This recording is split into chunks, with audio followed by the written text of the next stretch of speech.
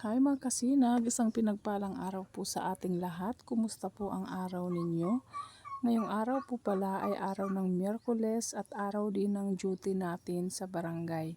At hapon na nga po pala ng mga oras na to, kaya pauwi na kami. Isinabay ko na ang aking dalawang anak at ang pinsan nila. Hi guys! Hi guys! Nandito na kami sa may halabang baybay.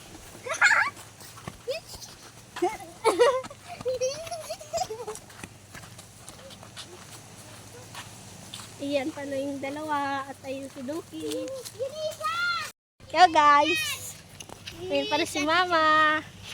At ayun si Uday. Yeah! Si Andy. Chloe! Yan pala si Mama. Ang mama kong maganda at mabait. At ayan naman sa unahan yung aking kapatid. Mga pinsan namin pala. Guys. Mga kasinag pala. Hi guys! At ayan pala si Muyak-yak. Si Muyak na magayon. O kasi mapangit niya magayon. Mapangit man niya si Muyak. Magayon yan si Muyak. Ay! Hi pala si Angela. Mag-ingat na.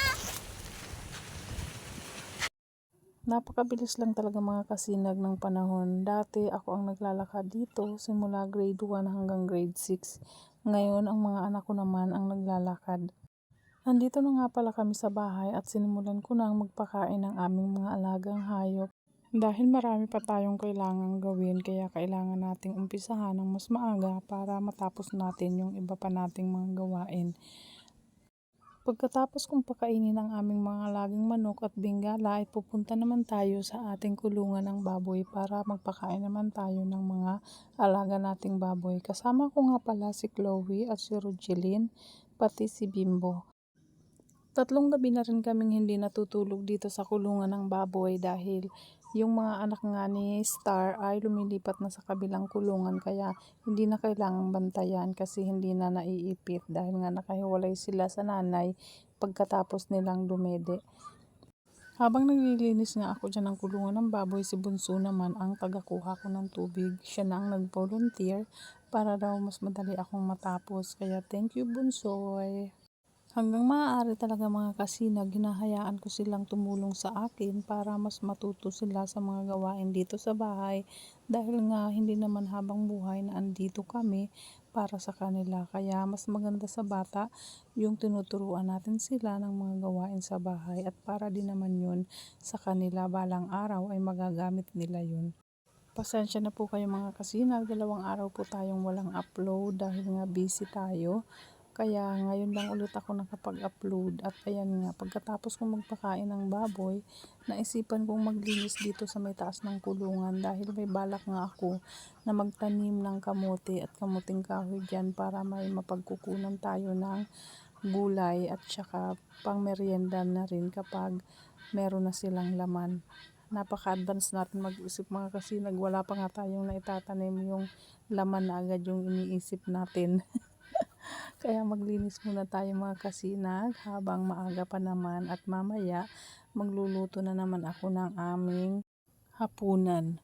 Kaming 3 nga lang pala ditong mag-iina kasi yung anak kong panganay at yung pamangkin ko na kasama namin dito ay nasa Vito naman sila. Hindi sila uuwi simula ngayon kasi may pasok na sila tuwing Sabado at may training din yung anak kong panganay ng Sabado at Linggo, kaya hindi na sila uuwi dito. Pagkatapos na lang ng kanilang training, saka na lang sila makakauwi dito sa amin, kaya kaming 3 lang muna ditong mag-iina ang magkakasama.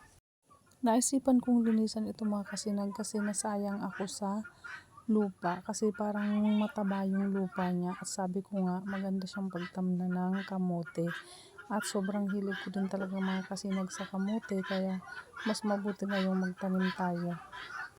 Matagal ko nang binabalak yan mga kasinag, kaso ngayon lang talaga ako nagkaroon ng panahon. Pero hindi ko pa naman yan matatapos linisan ngayon. Kapag may bakante lang tayo, saka lang tayo maglilinis yan mga kasinag kasi hindi naman natin pwedeng hati-hatiin ang ating katawan para mapagsabay-sabay ang ating mga gustong gawin. Kaya utay-utay lang natin yung lilinisin hanggang sa matapos natin. Sana nga uminit ang panahon para mas mabilis ko siyang malinisan.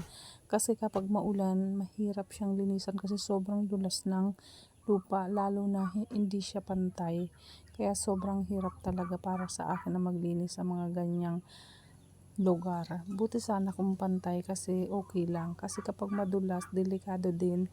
Kaya sana tuloy-tuloy na ang init at nang matapos nating linisan ang ating pagtatamnan.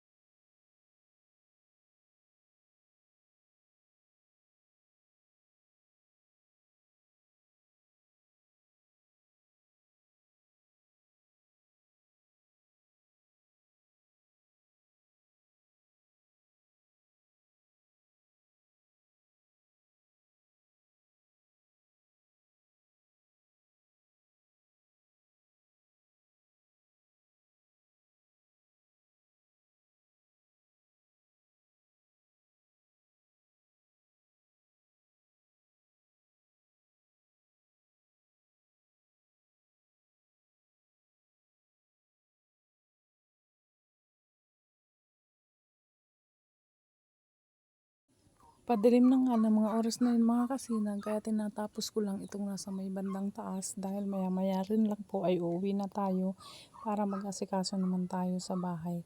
Gusto ko lang po palang magpasalamat sa inyo mga kasinag sa walang sawang pagsuporta nyo sa ating YouTube channel at sa walang sawa nyong panunood sa aming mga video.